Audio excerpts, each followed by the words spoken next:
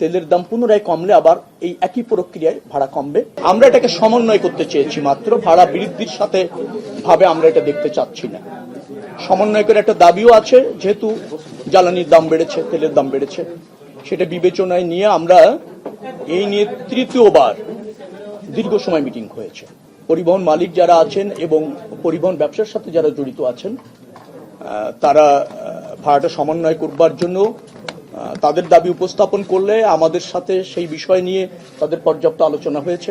কিছু যৌক্তিকতা আছে, আবার কিছু দাবি বাড়ানোর ক্ষেত্রে তাদের দাবিটা আমাদের কাছে মনে হয়েছে শুধুমাত্র পরিবহন মালিকদের পক্ষে এরকম। তো জনস্বার্থ বিবেচনা করে আমরা সরকার এইখানে আমরা সিদ্ধান্ত নিতে সক্ষম হয়েছি যে পার কিলোমিটার ঢাকা এবং চট্টগ্রাম মহানগরে 11 পয়সা বাড়বে। আন্তজেলা যেখানে 52 সিটের গাড়ি আছে সেখানেও পার কিলোমিটার 11 পয়সা বাড়বে। আর ডিটিসি একটা এরিয়া আছে আপনারা জানেন, এবং মিনি বাস, সেখানেও পার কিলোমিটার 11 পয়সা বাড়ানোর একটা সমন্বয় করার একটা সিদ্ধান্ত আমরা নিয়েছি। এটা সমন্বয় করতে চাই, কারণ আমাদের আগেই একটা ফর্মুলা আছে যে তেলের দাম বাড়ার সাথে সাথে কতটুকু সমন্বয় হবে ভাড়া, তার একটা ফরম্যাট আছে। তো তাতে যেহেতু 15 টাকা বেড়েছে, তো সেখানে পরিবহন মালিক সমিতির দাবি ছিল প্রায় 28 পয়সার মতো।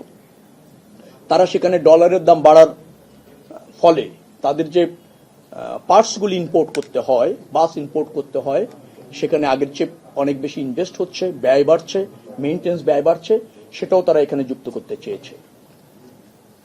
তারপর আরো কিছু বিষয় তাদের দাবি আছে, সবকিছু মিলে 28 পয়সার মতো তাদের দাবি ছিল। পরবর্তীতে এসে ক্যাব সহ অন্যান্যদের পরামর্শক্রমে এসে এটা 22 পয়সাতে এসে থাকে। আমরা সর্বশেষ গতকাল এবং আজ 2 দিন সবার সাথে মিটিং করে যারা এই সেক্টরে যুক্ত 11 পয়সা পার কিলোমিটার বাড়া না সমন্বয় বলবো আমি সবসময়ের জন্য একটা সিদ্ধান্ত নেওয়া হয়েছে। এবং এটা আগেও ছিল, তেলের দাম বাড়লে কিভাবে সমন্বয় হবে, তেলের দাম কমলে কিভাবে সমন্বয় হবে। এবং আপনাদের এও জানিয়ে রাখি যে এই সমন্বয়টা শুধু এবার বৃদ্ধির ক্ষেত্রে না, তেলের দাম পুনরায় কমলে আবার এই একই প্রক্রিয়ায় ভাড়া কমবে। আবার তেলের দাম যদি বাড়ে কোনো কারণে, তাহলে একই প্রক্রিয়ায় ভাড়া সমন্বয় হবে। অর্থাৎ এই সমন্বয়টা একটা চলমান প্রক্রিয়া থাকবে।